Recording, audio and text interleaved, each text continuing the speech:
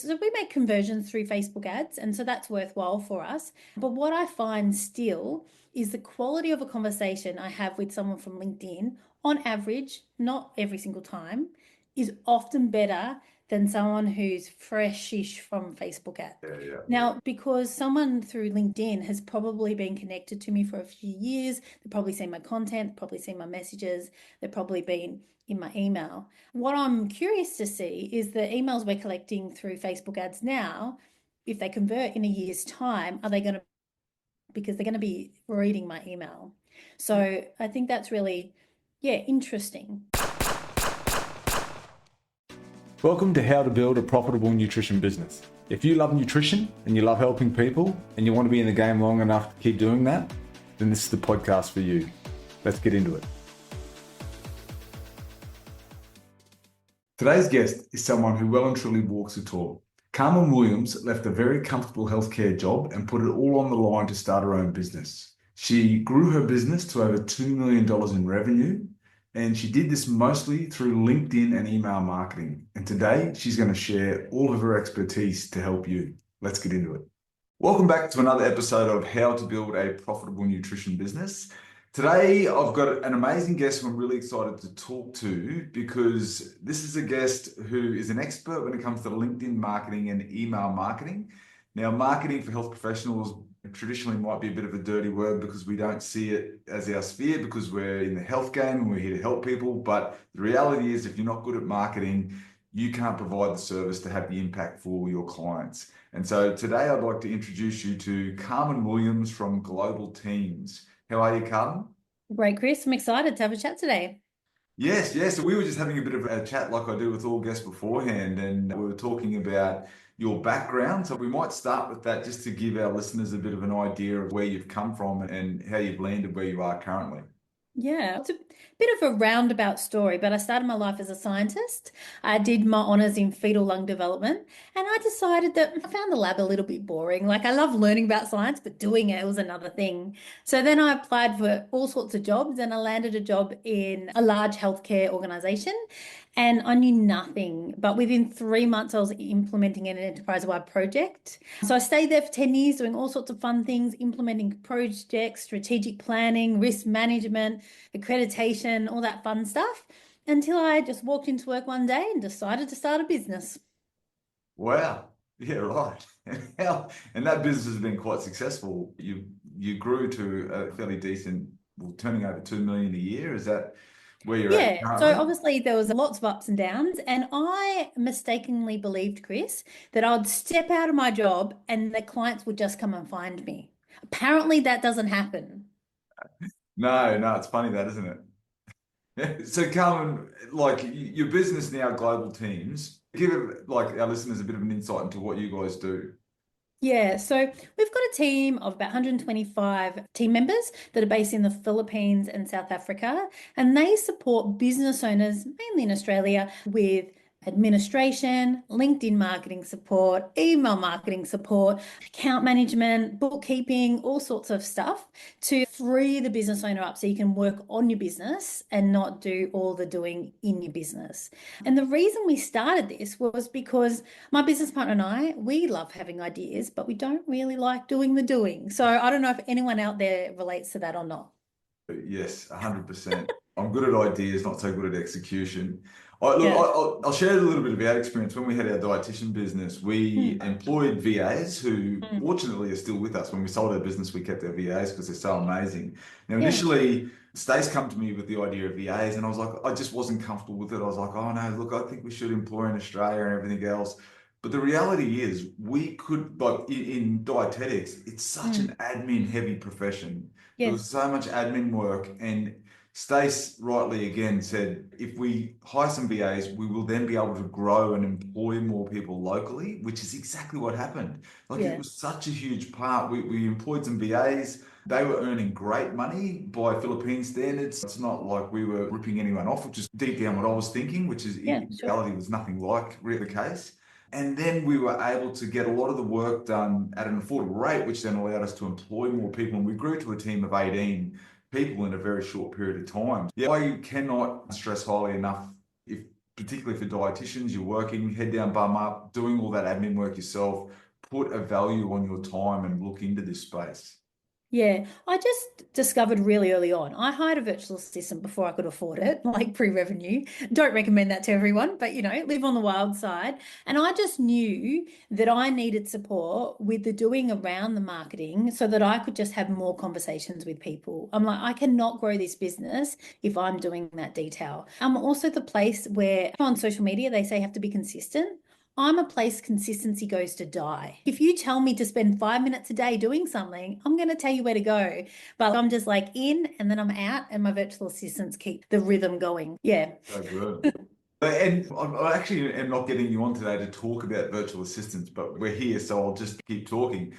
The thing with VAs that we found as well, and again, this is all Stace, is it's about then training them up, isn't it? Like Oh, for it's sure. a lot of people like that we've talked to, friends, colleagues that think they can just get a VA in and then just automatically wipe their hands of the jobs. But hence why we've kept our VAs. They're so amazing. We've kept them for a long period of time. They're now quite highly skilled, and that's through the effort that my wife has put into their training and everything. And it does get you in a position when you can then offload a lot of the work and to be honest, they're 10 times better at it than us anyway. Like the social media creation and the video editing and things that we would spend hours doing, they do so much better.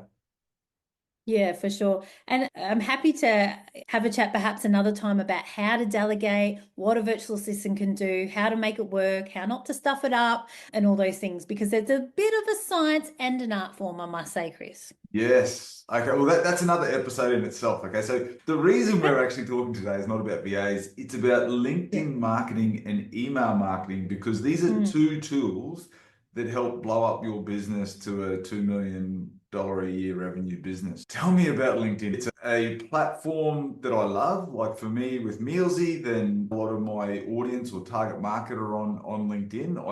It's a different feel to Facebook and Instagram.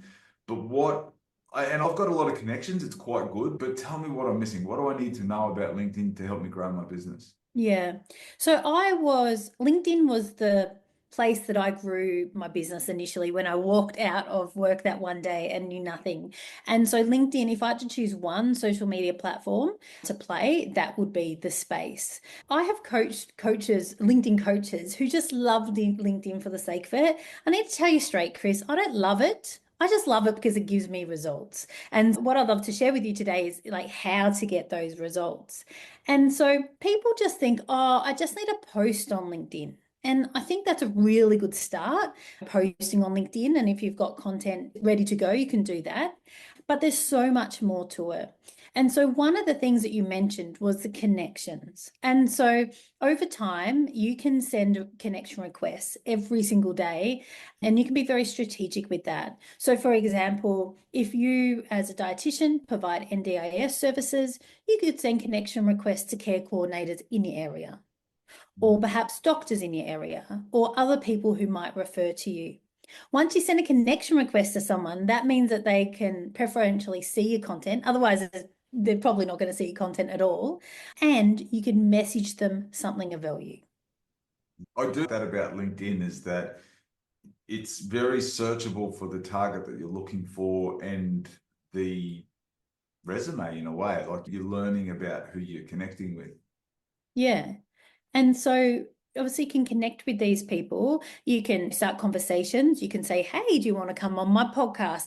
Hey, he's a resource on, I don't know, how to not waste too much time on developing a meal plan, or here's how we're a bit special and different, or just something of value. Yeah. And what I don't do on LinkedIn is say, hey, Chris, I do virtual assistants. You probably need one. Let's have a chat. So I never sell anything. Yeah, I right. just offer value. And you spoke, Chris, at the start of how sometimes marketing can be a dirty word in healthcare. And I Yeah. know there's regulations and things like that. But I was so nervous about marketing my business at the start. Like I had all this imposter syndrome. What if I don't have anything good to say? What if they don't like it? Blah, de, blah, blah. But then I just came to realize that if I don't tell people about what I do, I cannot help anyone. Yeah. Yeah. Yeah. And Yeah. so now when I'm producing content, sure, I'd love sales, I'd love new clients, that'd be great. But my primary thing is how can I just deliver value to people? And some people will take it and go, great, I'm going to use LinkedIn more, or I'm going to be nicer to my virtual assistant, or I'm going to have better outcomes in my business, or whatever. And a small minority will come to me and go, actually, Carmen, I now want your help. Yes, yeah. So you position yourself as the expert. They're starting to see your content. You've already offered them value. I do love that. And look, to be honest, what you've just described to me, I'm thinking of people that I've actually engaged with on LinkedIn, and that's exactly who I've engaged with, is people that, haven't put the hard sell on straight away. And you get them, don't you? Someone's reached out as connection, you connect automatically. There's a message in your inbox and they're selling you something, and Yeah. I just block it. I'm just not there. So Yeah. I love that approach. And so, how to do messaging well? First of all, one, I think it's underutilized. And two, I think 90% of people do it so badly because they're just like sell, sell, sell. And I have had clients, because obviously we support people with virtual assistants who help them with LinkedIn marketing. And I have had clients come to me saying, some experts told me to do the sell message. And I'm like, it's not going to work, but you can try it. And then they come back within a month going, okay, Carmen, let's do it your way. And what I like to do is I just like to offer something of value. Hey, Chris, I've just developed a course, a short course on this. Would you like it? Hey, Chris, I'm running this event. Here's the link if you'd like to join us. Hey, Chris, I've just developed this resource on 169 things my virtual assistant did for me last week. If you'd like a copy, flick me your email. Yeah. So flick your email. So you're getting them off LinkedIn then. Yes. And so that's the critical thing. Obviously, the aim of any social media is to get them off social media and into your database. Yeah. So Stacey is in Facebook marketing. She says that all Yeah. the time. So you say the same for LinkedIn then as well, is to get them off so Yeah. you own that contact. Yeah, so Facebook marketing is fantastic because obviously you can get people to opt in and they give you emails and phone numbers, and you can do the exact same process on LinkedIn. And when I send out things, I'll say, hey, Chris, if you'd like a copy, flick me your email. Yeah, gotcha. Or if you want to register this for this event, all right, great. Here's your email, here's your phone number. And so then when we send out like messages, we'll have people go, here you go, Carmen, here's my email. And then I get to email them and I get to message them on LinkedIn and they're going to see my targeting, my content on LinkedIn. So it's manual targeting on Facebook ads. You can send audience stuff to like what I call like the fresh meat audience, and then you can retarget people. Like this is Yeah. like manual retargeting. Like they're going to see you on your content on LinkedIn. They're going to see you on the messaging on LinkedIn. They're going to see your emails, and then you can actually export that data and put it into Facebook ads. So then they're going to see you on Facebook ads as well. Yeah, right. This is genius. So then they're just like, fuck, she's everywhere. She must be all right. Yes. Yeah, like Or Gary's I mate. have had someone say to me, Carmen, you annoyed me so much until I needed you. You're solving problems, aren't you? So Yeah. people have them. Yeah, that's brilliant. So then when you've got them on email, email I really want to talk to you about, because as we were talking about earlier, there's that thought that email's dead when in fact Mm. it's not, is it? Like I think it's easy to assume it because there's so much junk email that comes through and emails can get missed, but what insights can you provide to help get that message through on email now that you own the list? Yeah, I dragged my heels on email for years, Chris, because I just read everything and it's like email's dead, no one opens it up. I looked at all the shit I was getting in my email. I'm like, I'm not reading it. And I'm just like, oh, it's dead, it's useless, and I don't know what to say anyway. So I just did nothing for years. And it was a complete, like, I just wish I could turn the clock back and redo it again. Because what I found was my content that I was posting on LinkedIn was storytelling content. So I'll tell a story of a client who came to me thinking they wanted this, but then we worked out that they wanted this. So you need to scope your rollout when you're finding a virtual assistant, blah, blah, blah, blah, whatever. I'll tell stories. And then I'm like, huh, I can just tell those stories in email. I Ah, can just offer my same value I'm doing on LinkedIn in email. Like an email, obviously, some of our emails are longer, but most of our emails are like 300 words, which is similar to what you do in a LinkedIn post. And I'm just like, wow. So I started sending them out. And then I had people write back to me going, oh, that was great, Carmen. Or I would have a sales conversation. and they'd just be even warmer than they were in the past because they're like, oh, I know that you're going to ask this because I read an email saying that's what you do in a sales conversation. Yeah, right. Or, I know that you're going to tell me I can't get a unicorn virtual assistant because I read an email about that. And I'm Yeah. just, wow. And so now we get, I think it's about 25,000 emails opened a month. And I'm just like, I wish I'd started this sooner, Chris. So how 25? See, what's your open rate? Like, Yeah, so our open rate, it's reduced a little bit. So it was actually 50. And I'm like, oh my goodness, we're so good, blah, de, blah. I think it's about 42 at the moment because I think, I don't know, as the list gets bigger or whatever. But yeah, so 42. So 42 would still be above industry standard though, wouldn't it? I What? think so. Yeah. And obviously not everyone's cup of tea. It does hurt when you get unsubscribed. And I think that's one of the things that I really struggle with at the start. Like I'm sending out like my heart and my soul and then people like unsubscribe. And Yeah. I'm just like, oh, but not everyone's cup of tea. And you know what I love, Chris, is when someone unsubscribes, but then they come back to me through LinkedIn or Facebook ads or one of those other things and resubscribe. I'm like, oh, wasn't that bad after all, Yeah, was I? yeah. Well, I was talking to someone about this the other day, and the unsubscribes is that just means that it doesn't mean they don't like you. It just means that they don't need your service at the moment, or Yeah. whatever you're posting isn't relevant to them at this point in time. And Yeah. I get where they're coming from because our inboxes are so congested with junk and everything that sometimes cleaning it out is important. But then, and I'm the same. I've had them then come back, and Yeah. it's interesting. Like you can't look into the unsubscribes too much and take it to heart. No, it's a bit hard at the start. Now I don't. Now I just look at the numbers. I don't look at the people. But at the start, like I knew most of the people on my list. Yeah. Like they'd been to an event or now we've diversified. Now I don't know who most people are. But at the start, I'm like, oh, they unsubscribed. So you built that list primarily from LinkedIn. LinkedIn and also Facebook ads now as well. So Right. what I find is so we make conversions through Facebook ads, and so that's worthwhile for us. But what I find still is the quality of a conversation I have with someone from LinkedIn, on average, not every single time, is often better than someone who's freshish from Facebook ads. Yeah, yeah. Now, because someone through LinkedIn has probably been connected to me for a few years, they've probably seen my content, probably seen my messages, they've probably been in my email. What I'm curious to see is the emails we're collecting through Facebook ads now, if they convert in a year's time, are they going to, because they're going to be reading my email. So I think that's really, yeah, interesting. So, Yeah. yeah. So a really key question for me is how do you get them to open? Is there a trick with the subject line, or is it they go, oh, yes, this is from Carmen and Maureen. This is going to interest me, or I Everyone says it's the relationship you have with them, like the previous emails that you've sent out. So I just try and make every single email really valuable. So the subject lines, like I've played with them, I've done A/B testing, and Chris, I don't know, there's not an answer. Sometimes I just feel it in my bones. That might be a good opening subject line. But what I do know is that when they open it, I just want it to be really valuable. So I might talk about our point of difference, but I'm only going to do that in the context of some sort of story that helps them with thinking about a virtual assistant or working with their current virtual assistant.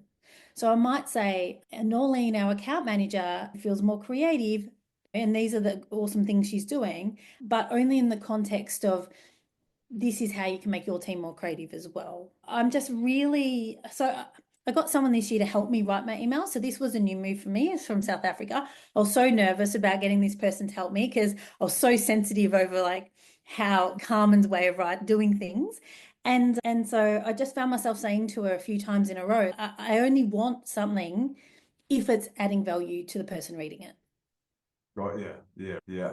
So I like that because I'm thinking the emails that like when I'm typing an email, I try to think about what would I read, what would I open, and Mm. I may not relate to everyone, but you're looking for value, aren't you? You're looking for how's this going to improve my life. Yeah. So, for example, I've got people on my email list who have got big virtual assistant teams themselves. They are never going to get a virtual assistant through me, ever. Yeah, But I'm adding value to them. And then one of those people referred to me the other day. yeah, And so I'm not trying to convert that person to become a client because he's not going to be, but I'm just trying to add value.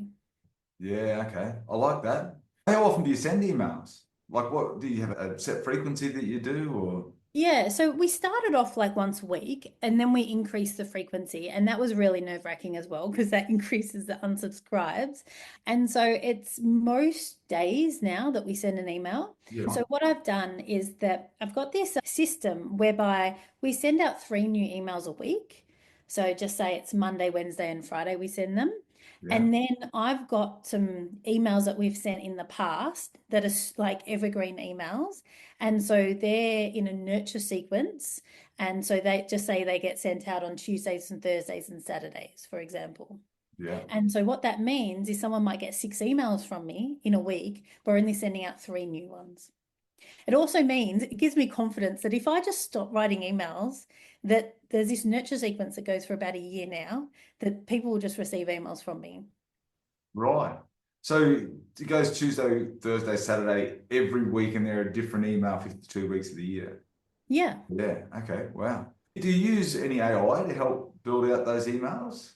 Well, look, I have been using AI recently, so I wasn't. And what I found is that AI accelerates the rate in which we can write emails. Zola, who I've hired to help me write those emails, what I do is like one of the ways we use AI is I'll send her a voice message saying, I spoke with this client, this is the story, da da da da da. And then she'll grab that voicemail and then help get AI to help her. So we've got like a Carmen copywriter where the team have loaded all the emails that we've ever sent, all the good emails we've ever sent. There's ones I'll never not send again, all the downloadables we have. And so it actually knows a fair bit about how I like to express myself. So between the voice message and the Carmen AI copywriter, that means we can write emails really quickly. There are other emails that we write that are a lot more complicated. So, for example, my account manager was telling me some really good stories the other day. And so I got my account manager and my writer Zola to meet to write those emails completely independent on me, even though it's coming out as my name. So that's a bit of an out of body experience. Like similar with AI, like I use AI, but all it does is give me the bones, and then I polish it with my personality and touch and everything. So I'm guessing it's, yeah, like you say, it's saving time. It accelerates what you're doing. Yeah.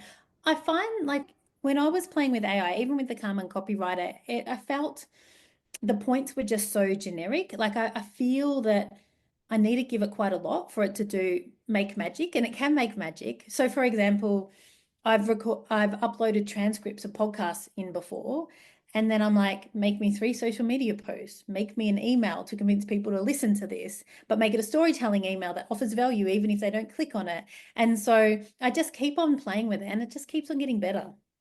I love it. I'm going to do that, the storytelling email for this podcast, and we'll see how it goes. So, okay, so just to try and recap and describe your success and your growth model, is that you've used LinkedIn as a very effective tool to target your potential clients, people that you see as a fit for your business. So you've targeted them, you'll then reach out, they'll then see your content. Through conversation, you'll grab their email, you get them onto your email list, you can then upload that list into Facebook. So you're then giving them LinkedIn, Facebook, and email. Yeah. And your key take home is that it's just about giving them value. And then when they're ready, you've given them so much value that you're at the front of their mind. They come thinking, oh, Carmen's the person I need to talk to about this. Yeah, and that's exactly right. So some of my emails will have, if you want to learn how to do this yourself, book a time with me. But you want to know the secret, Chris? We actually get sometimes more conversions from emails that don't have a call to action at the end. It's really weird. People Mm. just write back going, "We need to talk," and I find it really fascinating, like human psychology.